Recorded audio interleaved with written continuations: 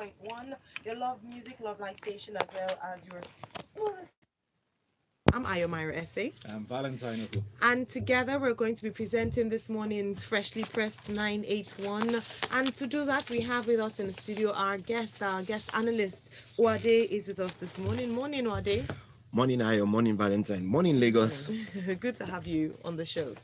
Thank you once All again. right, Lagos, it's even better to have you listening to us this morning. Now, if you'd like to be a part of the conversation this morning, please kindly send your messages to WhatsApp. WhatsApp number is 0809 444 0981. That's 0809 444 0981.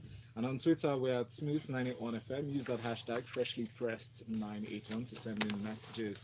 We're streaming live on YouTube. You can also send in a chat there. We'll be live chatting as the show goes along.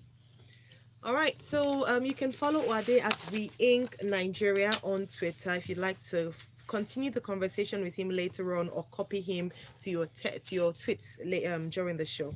Let's go on to our first story this morning, and it is, well, good news as we mentioned earlier on, but looking at the details of the story, it's a bit wider and broader than the actual headline. So Punch has this headline here: Saraki donates severance allowance to Leah Sheribu's family, others. President of the 8th Senate, Bukola Saraki, has asked the National Assembly management to distribute his severance allowance to the families of 3 victims of the insurgency in the northeast geopolitical zone being perpetrated by Boko Haram. Now, he's entitled to 7.452 million as contained on the website of the Revenue Allocation and Fiscal Commission. The report also details some other areas. So Leah is getting about 20%, while the others, yes. So Wade, kindly take us through where he's going to be distributing his severance package. Okay, good gesture by the former Senate President, Olusola Saraki.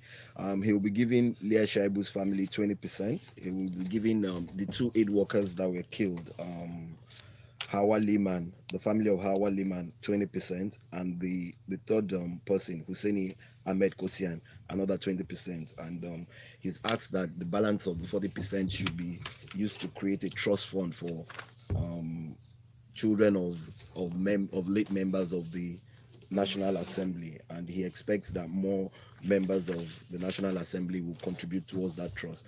Good gesture, like I said initially. However, there is more that needs to be done in terms of getting Leah Shaibu back. It's been too long. Now, I'm glad you mentioned the thought, you shared your thoughts about the focus being more on bringing her back. As some people have questioned, when we have cases of, incidents like this, abducted children, abducted young ones, and then we give money to the families, and people are saying it's not about the money.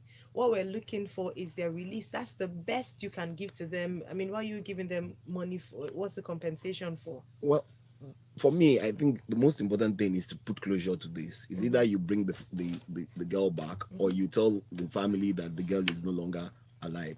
It will be sad. However, let them have some form of closure and get the body. Even if Leah Shaibu is no longer alive, let them get her body and let them bury her, according to the rights of the family. But why does this evoke that feeling? Seeing that the Senate president or the president of the 8th Senate is making this contribution, maybe he's just setting a precedent for the other members of the House of Assembly to follow, not necessarily indicating maybe him throwing in the towel or feeling like all hopes are lost. Well, like I said from the very onset, good gesture. Are you with me? So you need more people. These families will also require some form of financial assistance to continually put them press forward their from demands, and also try and get more and more people aware of the fact that she hasn't come back. And it's also something for me that like I said earlier, that let more people put some monies into these contributions, so that at least they can have something, even if it's just to continually look for Leah Shaibu. At least they will have the financial resources to do that and put out campaigns and all. All right, thank you very much. I think it's important to also note that he's also entitled to another special package for him as chairman of the federal parliament. So that's not just the amount of money he's getting, but he's donating that aspect. Our second story here: Buhari accepts Onogen's voluntary retirement. This day newspaper has this, that the President Muhammadu Buhari has accepted the voluntary retirement from service of Justice Walter Onogen as Chief Justice of Nigeria, effective from May 28, 2019. So backdated by a few weeks, so thereabouts. But we see that Onogen has retired voluntarily. Well, there's really not much to say here. Maybe this has finally brought the Onoge case to closure. Um, are they going to continue with the trial? That's the next question. Because at the end of the day, if you say someone has been corrupt, then you might as well go ahead and press the charges and come to a conclusion and find out if the courts will tell you whether the issue of corruption that has been labeled against him Yeah. is actually right or wrong. So if he has retired, all well and good for Justice Onogen. Maybe he will have some peace now and get a holiday and go and rest after serving this country for so many years. All right, so I'm glad you touched on retirement perhaps not being enough for us. We want a bit more. If indeed there are corruption charges against him, then it should be followed through. Yeah, it should be. All right, okay, thank you very much. On WhatsApp, MI from Akoka sends this message. It says, Saraki with the statements, yes, there are sentiments about throwing money to the problem, but the positive for me is that this will draw attention to the call for the abducted Leah and other victims of terrorism. And other message from Lukman Saka from Bagadai says it would be nice to know precisely what the severance package contains. We know at this point that he's entitled, that Saraki is entitled to 7.452 million naira. From which this is a particular sum that will be shared according to the quota that has been detailed in the story from the Punch newspaper. All right, thanks very much for your comments. Keep them coming. We're there on WhatsApp, also on Twitter, as well as streaming live on YouTube. Premium Times for our next story here. Scores killed in Sokoto attack. Presidency says unfortunate news here as the presidency has announced the death of scores of people in another banditry attack in Sokoto on Saturday. Wade?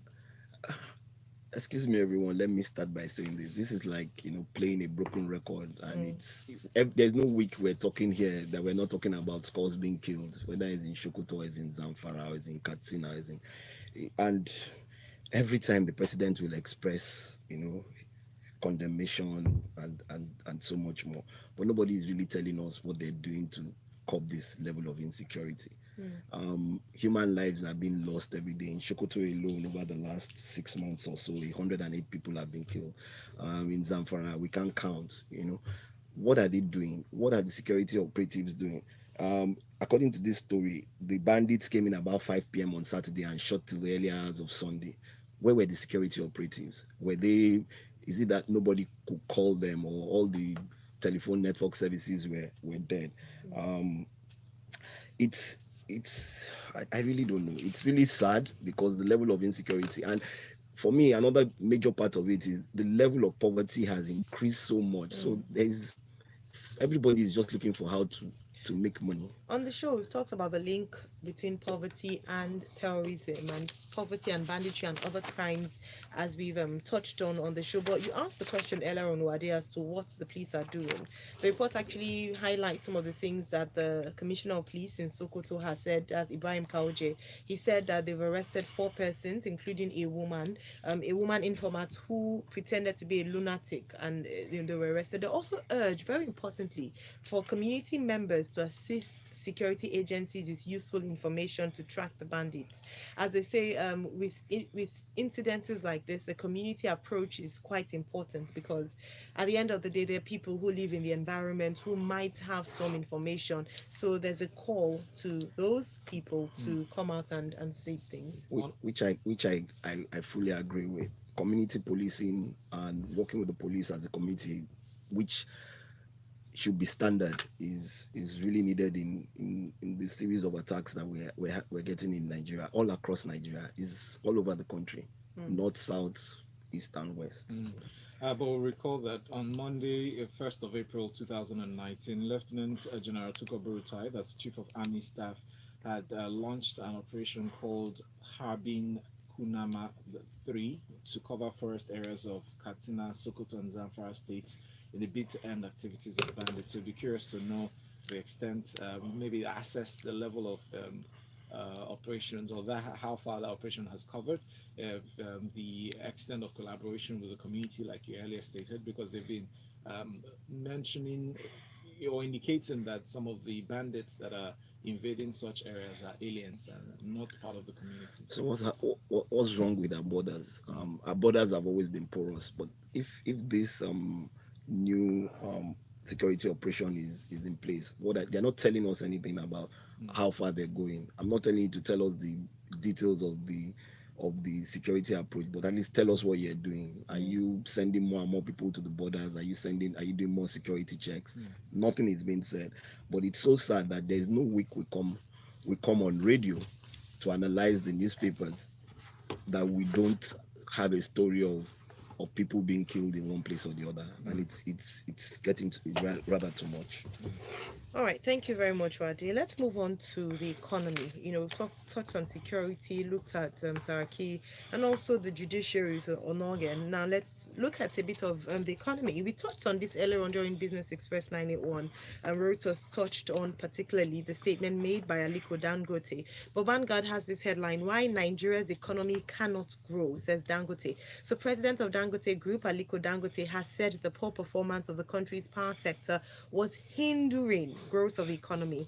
He spoke at a consultative roundtable session for public and private sector stakeholders organized by the Dangote Group called Going for Growth. It was a session just looking at the economy, and he highlighted some issues. Like I said earlier on, I don't think we needed a conference to ascertain the fact that power is a big deal when it comes to hindrances to economic growth in Nigeria. But please take us through some of the things he said, as well as apart from power, he also mentioned a few other things. Um, he said we should focus more on three major areas of the economy: finance, manufacturing, and agriculture. Okay. Finance to get a better financial system that would be more inclusive and create more opportunities towards investment, especially in small businesses, which is completely absent in Nigeria. The CBN have tried so many interventions through the commercial banks, directly through industrial banks, but nothing seems to be working. In terms of manufacturing, I really don't know what we'll do in manufacturing if there is no power. He Because said he made a very important statement. He did a comparison with Egypt. Yes. He said that we spend more than Egypt. Yes. However, Egypt, has we spent 3 times above what Egypt has spent. However, they are doing a lot better than they've done. Yeah, Egypt has increased its electricity by 10 megawatts. So why are we spending so much money and not seeing results? it's an issue of policy. Is it the right policy? Are you bringing in the right people to invest in power? No. The power sector is there's so much back and forth between the government and the private sector in the power sector. Transmission cannot contain what's it called, generation, and automatically it trickles down into distribution. Like he was talking about Egypt. I know I was watching a program about 2 or 3 weeks ago. Yes. In the last 1 year, Egypt had gotten about $400 million of investment in a new power project in Alexander that was going to generate at least another 30 gigawatts of electricity. Now we're all complaining. Who wants to invest in Nigeria when you're not sure where the policy direction is? We're not sure where the economic direction is. We'll go into another story later that tells us how much has been taken out of Nigeria, and we're asking people to put money into it. How do you restructure agriculture without power? How do we revive manufacturing? I said that earlier. So how do you improve agriculture without power? Yes. Tractors, electricity, different kind of things that you require. So the government's policy needs to change. The government, like I continue to say, government has no business in doing business. So I just one let's just last move on. point because this is really important. He also touched on consumer credit facility Mm. and being important in fighting corruption in the country. Yeah, which is what I was talking about when I said Yeah. banks are not even giving small businesses money Mm. to do business. Because they've been having issues trying to recover the ones that they've given before. Yeah, because there are no definite structures to manage these people.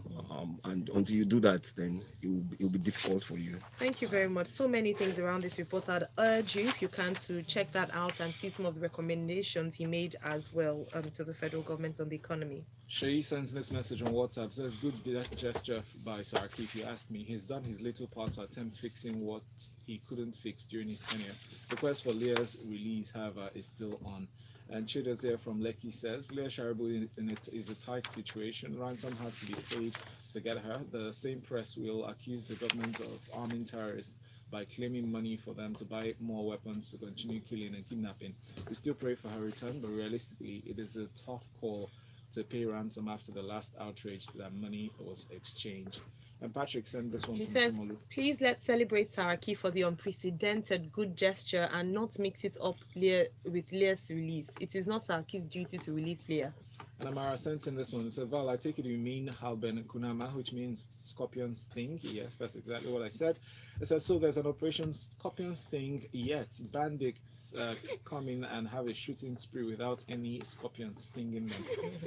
Very interesting. Bengals here says, bandits wreaking havoc almost on daily basis in the north. The same modus operandi used by the Fulani herdsmen wreaking, the herdsmen that is, wreaking havoc in the south and north central is being used by these bandits in the north. If only the government had apprehended and punished those who perpetrated the Agatu and the other Benue attacks, then maybe we'll not be where we are today. A stitch in time saves nine. Absolutely. And Ichuku Ofia says, good morning, everyone. I keep having this feeling that this government cannot curb insecurity. Should we seek other ways to secure and protect our lives? I beg you, Ichuku, please, if the government is not doing it, who's going to do it? What are the alternatives? Security is the preserve of the government. It is one of the biggest items on their budget. Mm-hmm. Security is the preserve of all of us. It is, but primarily government leads. The duty of the government. From the Punch newspaper, let's look at this call by the Socio-Economic Rights and Accountability Project, together with Budge IT and Enough is Enough Nigeria. They've all come together to urge the Federal High Court in Lagos to stop the National Assembly Commission from paying incoming members of the 9th National Assembly 4.68 billion naira as takeoff allowance. Now, please explain to us what this takeoff allowance means, and really how they paying this sum according to them will breach the constitution. I'm not sure it's going to breach the constitution, but the takeoff allowance has to do with their furniture and allowance and housing allowance, which is to get them relocated in Abuja so that they can and settled so that they can actually go about their duty of looking into the laws and legislating for the country. However, in a situation where states and even the federal government is struggling to pay the minimum wage, am I really sure that 4.68 billion that you are going to give out on the first day to the National Assembly members, does that include those who are returning? That's another question. But like you say, apparently it does, because they're saying that they're prescribing, or the amount said is broken down for each senator and member of House of Representatives. Each of them gets 10.1 million naira for furniture and 9.926 million naira for accommodation. Yeah. On the lighter side, you can also argue that if I was a senator or a member of the House 4 years ago, the furniture and the housing allowance I got, I have to get another one after 4 years. I can argue that. Does that even make sense? Well, I'm not talking about it making sense. I'm talking about I still have to pay my rent. Because of the instance you just raised, if I was there for 4 years and I got furniture allowance, do I have to? Okay, yes, it's understandable after 4 years. After 4 years, renew your furniture, exactly. How does that, check in line with what the existing reality? The fact that Nigeria lacks. That Nigeria is broke. We have a lot of debt. Like Cheta will continue to reinstate that Nigeria is broke. I have a question. It might seem very obvious or silly, but what's wrong with dry cleaning furniture after 4 years and reusing? Simple maintenance. How many of us change our furniture every 4 years? Okay. Let me digress a little. One of the biggest problems that I see in Nigeria personally is the issue of inability to maintain things. Now, we have a culture of just wanting to buy new things, and that is a major problem. So Yes. it comes down into the way government does its infrastructure. So rather than continually maintain the roads, what you would do is that you let it dilapidate, and then 2 years later you want to spend 100 billion in fixing the roads. If you maintain it every year, then you are, like Ayo said, you are better off saving money and putting it into other places. But with this, I tend to agree with Serap. Why are we paying 4.6 billion? We can't pay salaries to workers. Governments are owing workers 2 3 years salary, and we're not being paid. Let's hear what the courts will say at the end of the day. But is it against the constitution? I don't think so. So they're asking for four things. Essentially, one of them, a declaration for that the prescription of the sum of 10 million and 9 million, respectively, for each senator and member of House of Representatives be stopped.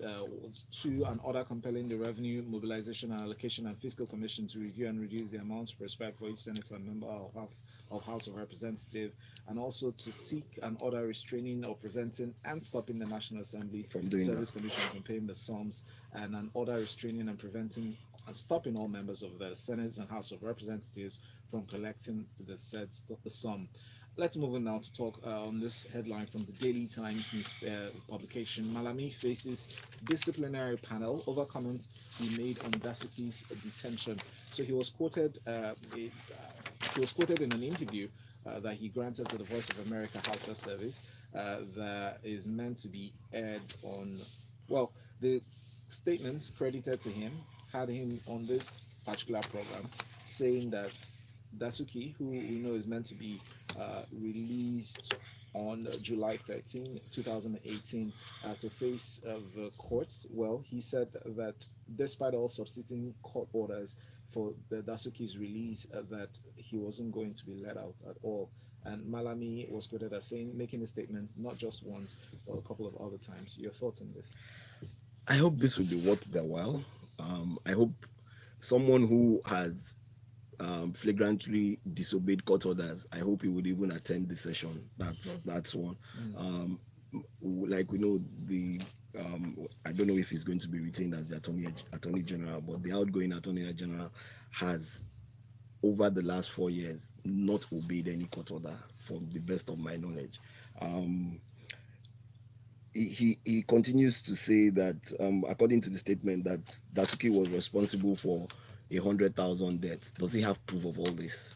Which is, No, no, but yeah. we know the reality of this. The fact that they misappropriated the said funds that was meant to be allocation for to fund the military and the efforts in fighting terrorism. Well, let's A be lot of careful. people lost their Alleged lives. misappropriation. Right? Alleged misappropriation. But his position, Malami's position, is that you cannot compare the deaths of over 100,000 Nigerians to one person's life. Malami is a lawyer. Mm. The simple rule in law is, innocent until Innocent. proven guilty. Right. We would let one guilty man go, are you with me, than convict 100 innocent people. I'm not telling you that Dasuki hasn't I don't even know if Dasuki has committed any crime. You've gone to courts, the courts have asked you to give him bail, finish the case and get a court judgment, and then you can come back and say, oh yes, these statements are statements of fact.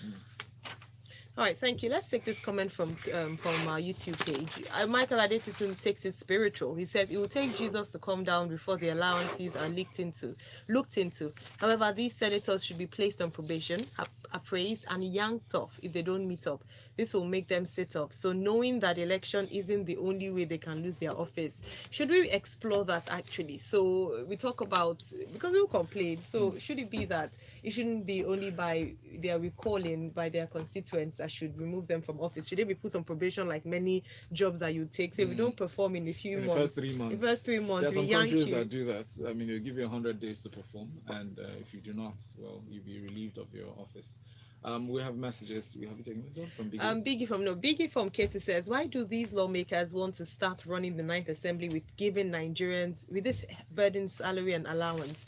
It's good Serap is doing its best to stop. Later, the government will still say there is no money. We have to think and get it right in this country.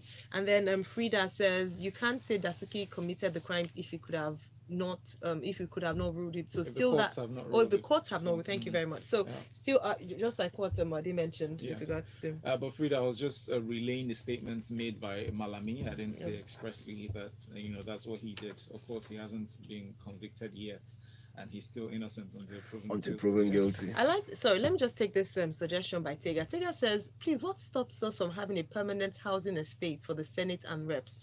We complain of not having enough, yet we waste funds unnecessarily. When will we learn? Right. Something more permanent. And from this day newspaper, I'll have this next story. Ganduje Sanusi reconcile as a Dangote Fayemi broker peace. So the crisis that has been existing for a couple of months between the governor Abdullahi Ganduje of Kano State and the emir of Kano seems to have been placated by the influence of uh, uh, we have Dangote and the chief press secretary of Governor Ganduje, coming in to make these statements and revealing really what transpired. But how do you see this playing out? Does the drama end here at this point? Well, from the report, it seems that the drama has ended. But my big question here is this: it was alleged that Sanusi misappropriated 3.4 billion. Does it mean that with this reconciliation, the alleged misappropriation is no longer? That is one of my questions too. So what happens to is that it that investigation? Yes, is it that we're just going to shake hands and we say, okay, no, he spent it wisely, and as such, he would continue as what's it called? Oh, Is over this the just weekend. is this just another smack on the faces of Over the the weekend, populace of Kano? Over the weekend, the emir actually did send a response to the governor, one-page response saying that this was the sum of money he had received and he spent it well, and he doesn't, very vague response, just to say that maybe the response was sufficient enough for the governor. But what you mentioned, and going back to the case of Onogen, we make big claims like this. We say they've misappropriated funds, they haven't declared assets, there's corruption charges. They make up, people waging the makeup, and we all forget the story and everyone is happy. We spent so much money in constituting a committee to look into this case. Money was spent aside from the 3.4 billion alleged misappropriated. What happens to taxpayers' money that has been spent to generate whatever page report? Are we now just going to flush the report down the drain? That's the big question here. So because Fayemi and Dangote comes and sits the two of you on a table and then you shake hands and then we're gone, our taxpayers' monies are gone. You alleged 3.4 billion was misappropriated. What was the level of misappropriation? What was it misappropriated on? These are things that we need to know. Are we just, like I said, that's why I said this is just another smack on the face of the people of Kano, and we all go out and say, oh, we're happy. Anyway, let's move beyond the media trial and conversations or controversies that have been the men involved has been really caught up in the past few weeks. Let's move on to the next story from the Guardian newspaper, an expose as to how much money we've lost in the past 2 years relating to the Nigerian stock market. They said foreign investors pulled out 1.77 trillion naira from the nation's stock market in the last 2 years. They cited the major reasons being insecurity and economic uncertainties. Your thoughts on this, Wadi? We started this story with insecurity, so I don't blame anybody who is taking out money from a country that doesn't have the right or adequate security system to manage its economy. So who do you blame then? Well, when you go down the story, you also hear that a major reason for this is that Nigeria is, well, it was suitable for foreign investment, but a lot of Nigerians are not investing locally. The big question is, if I don't have money to feed, where do I have the excess money to put into investment? But breaking it down, I understand you would like to, bring it down to the, to the understanding of the layman. But breaking it down, really, local investments thrive when much of the money is liquidated within a short term. So, for instance, imagine that you're taking a loan and you're asked to pay over a period of 5 years. That loan will be more beneficial to you than somebody who's been given a loan to pay back in 6 months. So having this kind of sums, they say it will drive industrialization, drive development of the economy on a local sense. So a lot of people have apathy for investments. Yes. I mean, I see this as a major factor on influence of the government. True. I mean, how do you see the government playing their part in this? First, government policy needs to change. That's one. Two, the issue of short-term loans in Nigeria, it's because we're more focused on we're trading economy. Yes, but I use that as an analogy to explain what's going on in the stock market. Yeah, we're trading economy, and a lot of the banks in Nigeria don't even help the local investors to invest. Why? Like you said, if I were to carry out a project for 5 years that I'm supposed to start to generate the money in year 6, and you're giving me a loan for only 6 months, then there's going to be a huge problem. Now, the second thing about it is that the level of insecurity has made the stock markets fall drastically. Now, Nigeria was among one of the emerging markets for investments, and with that, a lot of investments were coming in. We could see the effects of those investments, but with the level of insecurity, more and more people are pulling out. Even more and more Nigerians are even pulling out of Nigeria. Not to talk about the foreign investors. It is sad that we've lost. It is sad that we've lost 1.7 trillion in 2 years. But we hope that the New administration. this new administration would change its policies and get their directions right economically. All right, thank you. Thank you very much, Wade. One comment before we We go. go. Obama Chideze says, let's call a spade and not a toothpick. The Emir of Kano was blackmailed into keeping quiet. And then MI says, sweeping the criminal allegations swept under the carpet by big brooms over lunch and cocktails. Some people are rotting in jail, awaiting trial without even getting their day in court. God save us. Amen. All right. Thank you so much, MI, and to every single person who sent in a comment, whether we read them out or we couldn't get to them. We really appreciate them. Thanks for being a part of the conversation. A big appreciation to our analyst this morning, Wade. You've done well, gallantly. You can find Wade at Ring Nigeria on Twitter, and don't forget to follow us as well at Smooth 981 FM and continue the conversation there at 9 a.m. during Lagos Talks 981. You get the opportunity to call in and analyze some of the stories that have, or one of the stories that have piqued your interest, and we'll be talking about that in detail. Right now, we'll go on a break, and then at 8:15, it will be time to talk sports with Tega in the locker room. Mike's out. Okay. Well done. Yeah, well done. Thank you